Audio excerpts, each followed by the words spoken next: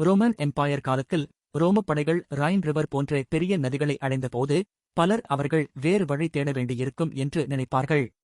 ஏனெனில் நதிகள் முழு படை இயக்கங்களையும் தடுக்கக்கூடிய இயற்கை தடைகளாக கருதப்பட்டன. நிலையான பாலங்களை அமைக்க பல ஆண்டுகள் எடுத்துக்கொண்டது. எதிரிகளை விரட்டவோ அல்லது திடீர் தாக்குதல்களை நடத்தவோ படைகளுக்கு அந்த நேரம் கிடையாது. ஆனால் ரோமானியர்கள் நதியுடன் போராடவில்லை. அதற்கு பதிலாக அவர்கள் ஒரு புத்திசாலித்தனமான முறையை பயன்படுத்தினர். ரோமப் பொறியாளர்கள் மரப்படகுகளை ஒன்றுக்கு ஒன்று அருகருகே கட்டி நதியின் அகலமெங்கும் இணைத்து மிதக்கும் அடித்தளத்தை உருவாக்கினர். பின்னர் அந்த படகுகளின் மேல் தடித்து மர பலகைகளை போட்டு படையினர், குதிரைகள் மற்றும் உபகரணங்கள் பாதுகாப்பாக கடக்கக்கூடிய ஒரு பாதையை உருவாக்கினர். இந்த படகுகள் முழு படையின் எடையையும் நீரில் சமமாக பகிர்ந்தன. ஒரு இடத்தில் மட்டும் சுமை அதிகரிக்காமல் பார்த்துக் கொண்டன.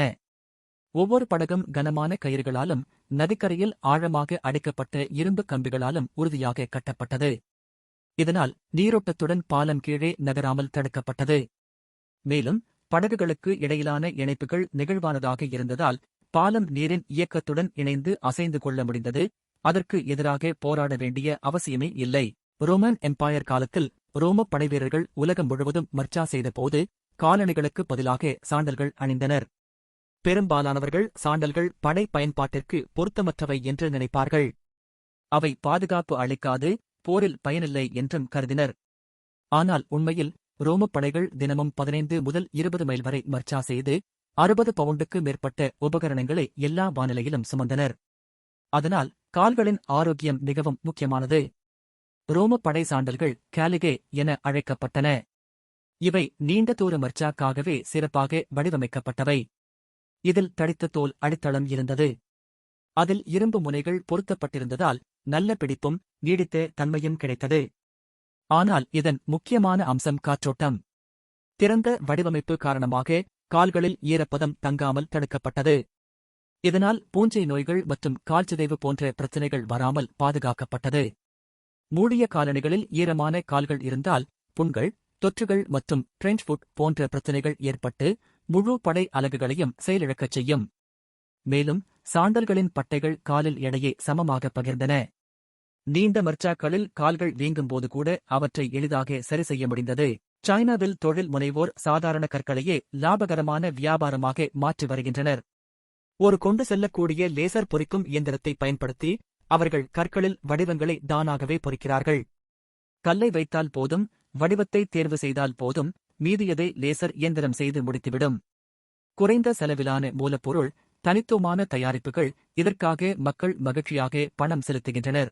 சைனாவில் விவசாயிகள் கோழிகளை இப்படி போஷிக்கிறார்கள் என்பதை நீங்கள் அறிந்திருக்கிறீர்களா? தரையில் காய்கறிகளை தூக்கி எறிவதற்கு பதிலாக அவர்கள் காய்கறிகளை குத்தி ஒரு குச்சியில் ஒன்றின் மேல் ஒன்று அடுக்கி வைக்கிறார்கள். அதை நிலத்தில் நேராக நிறுத்தியவுடன் கோழிகள் கீழிருந்து மேல் நோக்கி தின்னத் தொடங்கும். கீழே உள்ள பகுதி முடிந்தவுடன் மேலிருக்கும் காய்கறிகள் தானாக கீழே விழுந்து வரும். இதனால் உணவு மெதுவாக கிடைக்கிறது. இதனால் வீணாகும் உணவு குறைகிறது. மேலும் கோழிகள் அதன் மேல் மிதித்து அதை அழுக்காக்கவும் முடியாது. இது மட்டும் இல்லை, சில காய்கறிகளை இன்னும் கொஞ்சம் உயரத்தில் தொங்கவிடுகிறார்கள். இதனால் கோழிகள் அதை சாப்பிட குதிக்க வேண்டி வருகிறது. இது உணவளிப்பை உடற்பயிற்சியாக மாற்றுகிறது. சாப்பிடும் போதே கோழிகள் சுறுசுறுப்பாக இருக்க உதவுகிறது. நீங்கள் இந்த மனிதர் நதியை சுத்தம் செய்கிறார் என்று நினைக்கலாம். ஆனால் இல்லை, அவர் நீரில் இருக்கும் வாட்டர் ஹைசிந்த் செடிகளை சேகரித்து வருகிறார். பங்களாதேஷ் போன்ற நாடுகளில் ஒவ்வொரு ஆண்டும் வெள்ளம் ஏற்படுவதால் விவசாயிகள் ஃப்ளோட்டிங் ஃபார்மிங் எனப்படும் முறையை பயன்படுத்துகிறார்கள்.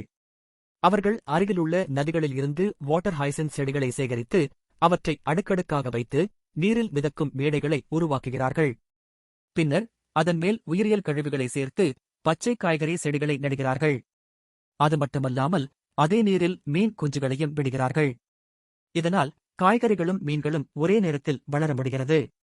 சில வாரங்களில் காய்கறிகள் பழுத்ததும் அவர்கள் தேங்காய் மரத்தண்டு கொண்டு படகுகளை உருவாக்கி நீரில் செல்கிறார்கள். இந்த படகுகளை பயன்படுத்தி காய்கறிகளை அறுவடை செய்து மீன்களையும் பிடித்து இரட்டிப்பு லாபம் சம்பாதிக்கிறார்கள்.